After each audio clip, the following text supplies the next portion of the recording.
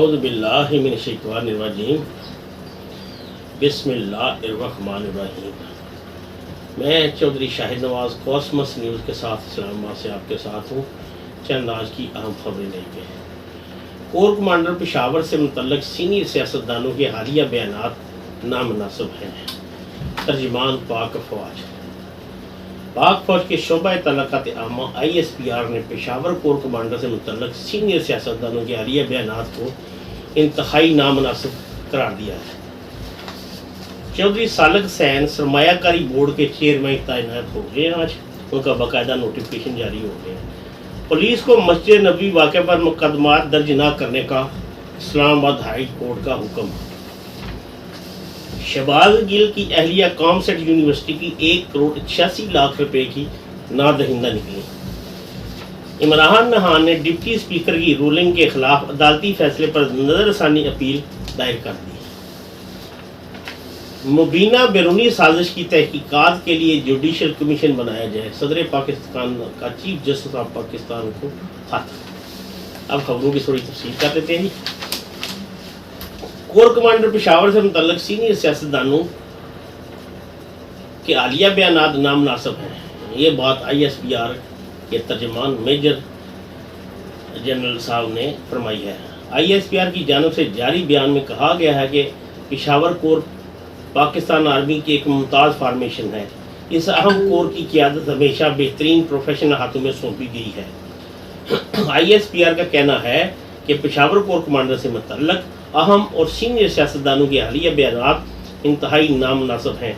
Senior قومی سیاسی قیادت سے توقع ہے کہ وہ ادارے کے خلاف متنازع بیانات سے اجتناب کرے۔ ISPR کی جانب سے کہا گیا ہے کہ پشاور کور 2 دہائیوں سے دہشت گردی کے خلاف جنگ میں ہراول دستے کا کردار ادا کر رہی ہے۔ افواج کے سپاہی اور افسران وطن کی خود مختاری اور سالمیت کی حفاظت جان ہتھیلی پر رکھ کر کر رہے ہیں۔ ایسے بیانات سپاہ اور قیادت کے مورال اور وقار پر منفی اثر ڈالتے ہیں۔ علاوہ ازیں نجی ٹی وی چینلز سے گفتگو کرتے ہوئے DG ISPR major general Babar Iftikhar کا کہنا تھا کہ ابھی ہم نے تفصیلی بیان جاری کیا ہے۔ کافی عرصے سے کہہ رہے ہیں فوج کا سیاست سے کوئی لینا دینا نہیں۔ کچھ روز سے سیاسی لیڈرشپ کے بیانات انتہائی نامناسب ہیں۔ DG ISPR کا مزید کہنا تھا کہ ہم بار بار درخواست کر رہے ہیں کہ فوج کو سیاست میں نہ گھسیٹا جائے۔ ہمارا سیاست میں کوئی عمل دخل نہیں ہے۔ آرمی چیف کی تقرری کا طریقہ کار آئین میں وضع کیا گیا ہے۔ پاکستان کے قانون کے مطابق فوج کو سیاست سے دور رہنے کا حکم ہے۔ ان کا کہنا تھا کہ آرمی چیف کے عہدے پر بلا وجہ بات کرنا اس عہدے کو متنازع بنانے کے مترادف ہے۔ آرمی چیف کے عہدے پر بلا وجہ بات کرنا نہ ملک کے مفاد میں اور نہ ادارے کے مفاد میں ہے۔ آرمی چیف کے عہدے کو بلا وجہ موضوع بحث نہ بنایا جائے۔ میجر جنرل بابر افتخار کا مزید کہنا تھا کہ ہم بطور ادارہ کافی عرصے سے برداشت اور تحمل کا مظاہرہ کر رہے ہیں۔ بطور ملک ہمارے سیکورٹی چیلنجز بہت زیادہ ہیں۔ افواج مشرقی مغربی سرحد شمال میں اندرونی سیکورٹی کی اہم ذمہ داری ادا کر رہی ہے۔ ترجمان پاک فوج کا کہنا تھا کہ ہماری تمام لیڈرشپ کی توجہ ذمہ داری اور ملک کی حفاظت پر ہے۔ درخواست ہے چاہے سیاستدان ہے یا میڈیا، فوج کو سیاسی گفتگو سے باہر رکھے۔ انہوں نے کہا کہ ضمنی الیکشن ہو، کنٹونمنٹ الیکشن ہو یا بلدیاتی الیکشن، فوج نے ہمیشہ سیاست سے دور رہنے کا عملی مظاہرہ کیا ہے۔ جو بھی سیاسی سرگرمی چلتی رہی، بطور ادارہ ہم نے افواج پاکستان کو سیاست سے دور رکھا، جس کی تصدیق تمام سینئر سیاستدان بھی کر رہے ہیں۔ میجر جنرل بابر افتخار نے مزید کہا کہ جلسوں اور تقاریر میں فوج کی سیاسی صورتحال میں مداخلت کی بات انتہائی غیر مناسب ہے۔ فوج کو سیاسی صورتحال میں مداخلت کی بات کس کو بھی سوٹ نہیں کرتی۔ ہم اپنے فرائض انجام دے رہے ہیں۔ فوج کی قیادت اپنے طور پر پاکستان کی سیکورٹی اور پاکستان کی حفاظت کے لیے مستعد ہے۔ پاکستان اور عوام کی حفاظت پر کسی طور پر بھی آنچ نہیں آنے دیں گے۔ یہ ان دنوں میں تیسری بار بابر افتخار صاحب کو یہ کہنا پڑا ہے، جو نہایت افسوس کی بات ہے۔ ہمارے پولیٹیشین جو سیاستدان ہیں اور چند ایک صحافی 12 یا 14، ان کو خدا نے پتہ نہیں کل کی بات کرتا ہوں، کل جیل میں جلسے میں بھی فواد صاحب کا جو کہنا تھا فوج پاکستان کے بارے میں کہ گھر میں چور گھسے تھے، چوکیدار کو پاس نہیں۔ بھئی آپ لوگ کیا سمجھتے ہو فوج کو؟ آپ نے بالکل سیکورٹی گارڈ سے بھی کم درجہ دے دیا ان کو. خدا کے بندو، خدا کے بندو، آپ کی جانیں آج اگر محفوظ ہے، آپ کی بہنیں، آپ کو تو کوئی حل نہیں بہنوں ماؤں کا، آپ تو ڈی چوک پہ نچا لیتے ہو. یہ ایک زرداری صاحب نے جو بیان دیا وہ تو عذر مذاق انہوں نے کہہ دیا، لیکن اس کو بھی سنجیدہ لیا گیا ہے. یہ باتیں مذاق بھی نہیں کرنی چاہیے. وہ پریس کانفرنس کلوز کر رہے تھے، اٹھتے اٹھتے انہوں نے کہہ دیا کہ وہ تو ابھی جناب کھڈے لائن لگی ہوئی ہیں. ہاں یہ بات ٹھیک نہیں تھی، لیکن وہ عذر مذاق کہہ رہے تھے زرداری صاحب. میں ان کی حمایت نہیں کر رہا، لیکن جو کچھ پی ٹی آئی کے جلسوں میں کہہ رہے ہیں، یہ ایبٹ آباد میں جو کچھ کہا گیا ہے، اس پہ فوج پاکستان آج بھی خاموش ہے.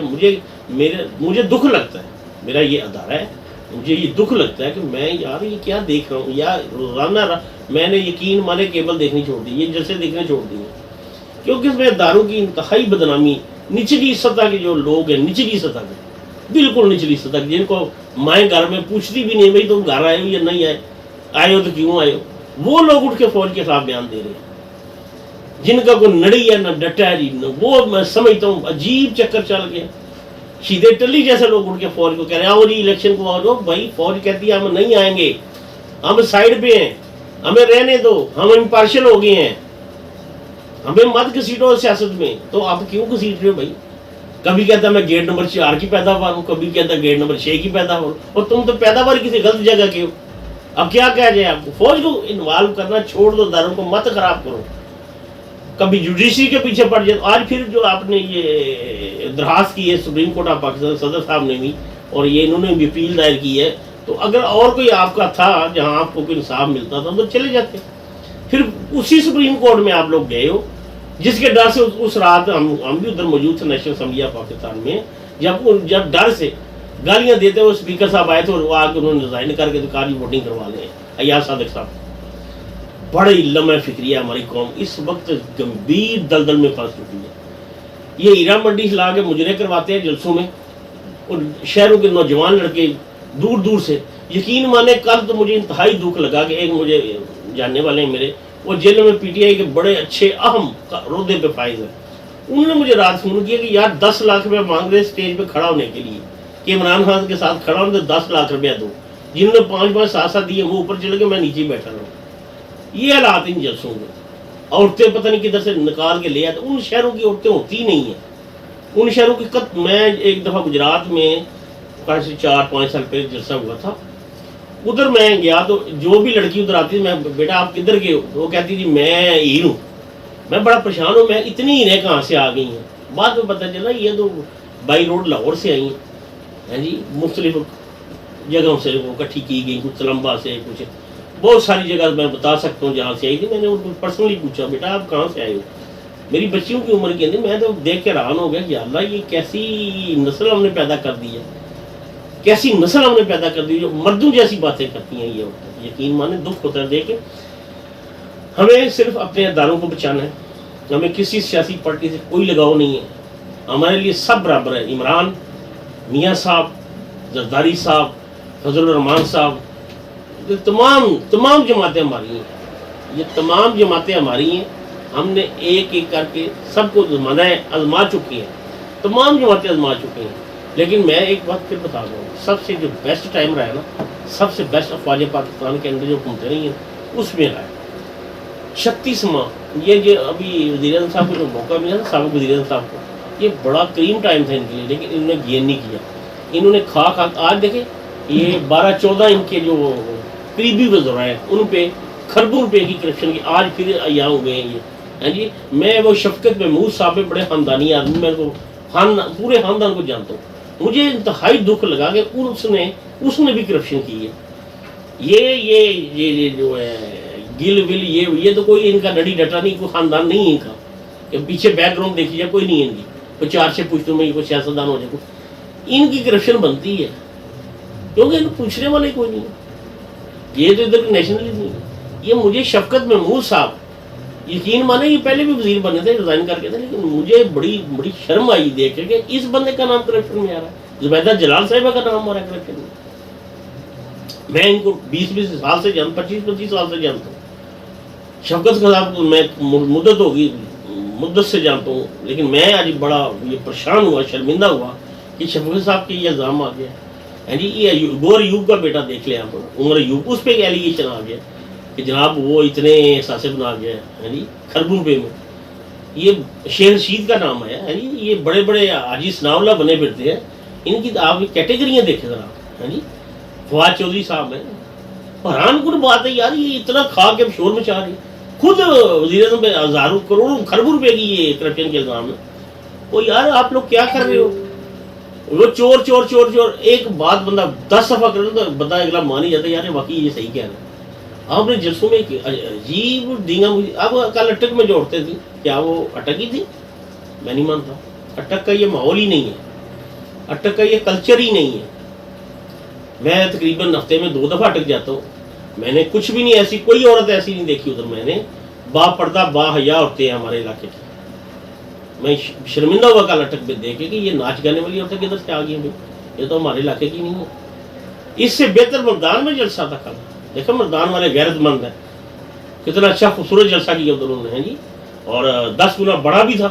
لیکن میں کسی کی فیور نہیں کرتا, بائی گاڈ خدا جانتا ہے میں نہیں کرتا. لیکن جو گراؤنڈ ریئلٹیز ہیں ان کو ڈینائی کرنے والے اس وقت وہ پتہ نہیں کس جنت میں رہتے ہیں. میں کچھ نہیں کہہ سکتا, لیکن وہ پتہ نہیں کس جہان میں رہتے ہیں جو یہ سب کچھ کر رہے ہیں.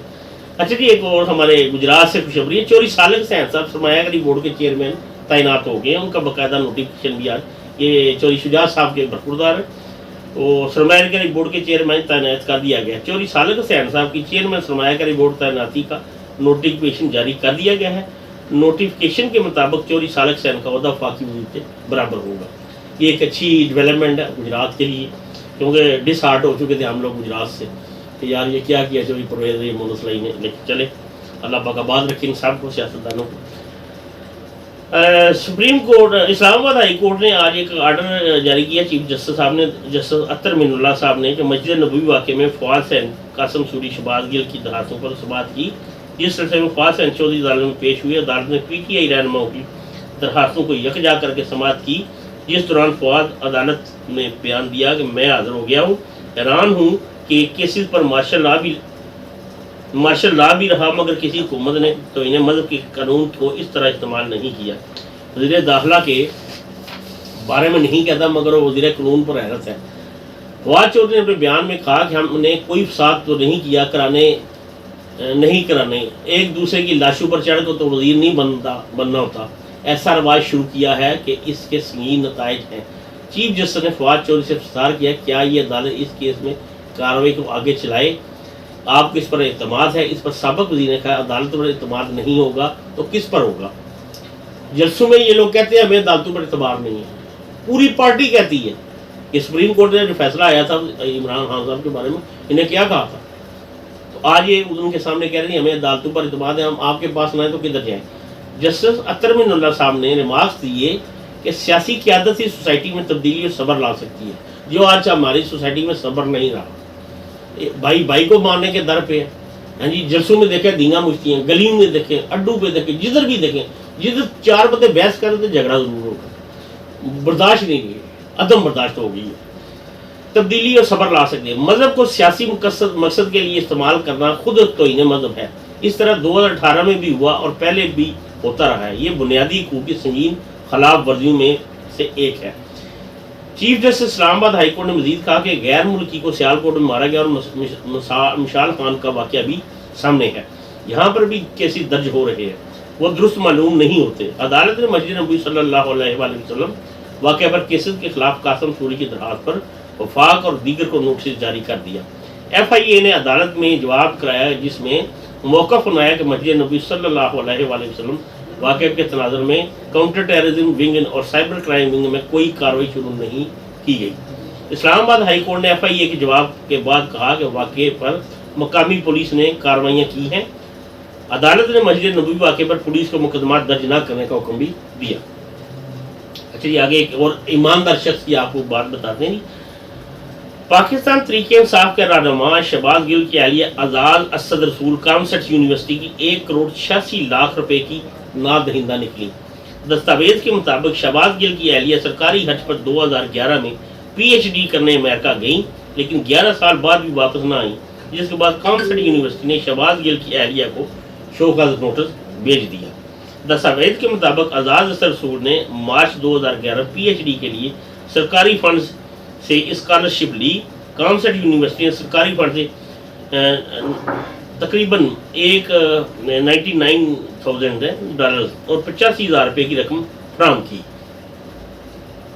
مسز شہباز گل نے کامسٹ یونیورسٹی سے معاہدے کے تحت 2016 میں پی ایچ ڈی مکمل کرنا تھی اور معاہدے کے تحت ڈگری کے بعد اعزاز اثر سید نے واپس آ کر یونیورسٹی میں پڑھانا تھا۔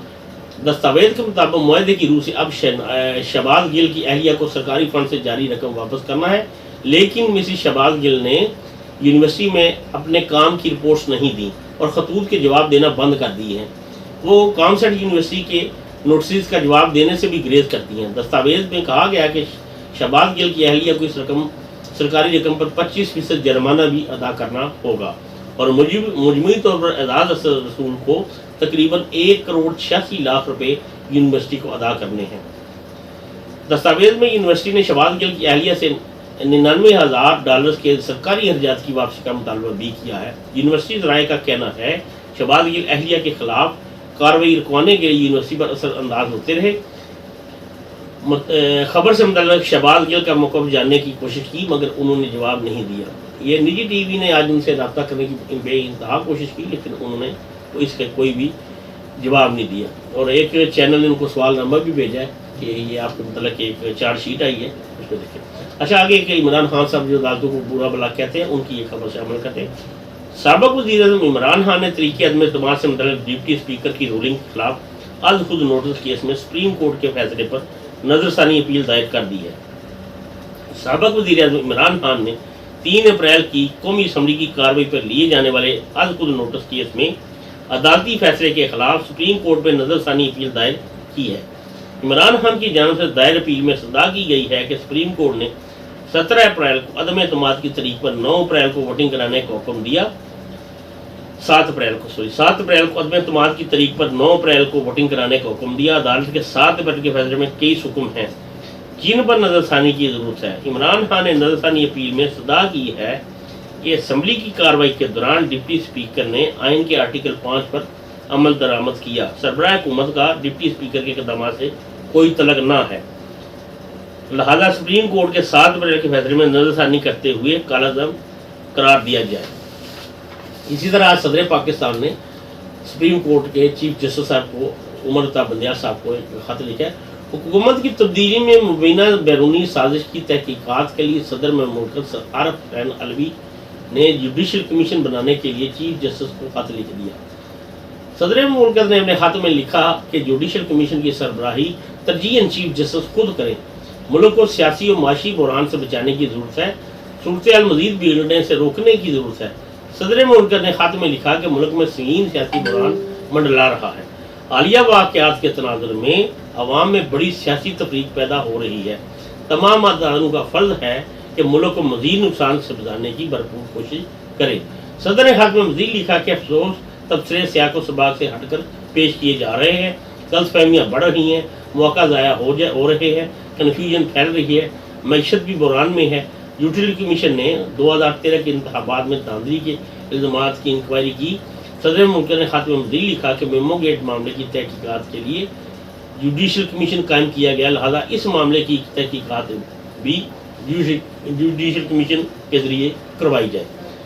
یہ صدر صاحب وہ ہیں جی جنہوں نے پی ٹی وی پہ قبضہ کیا تھا۔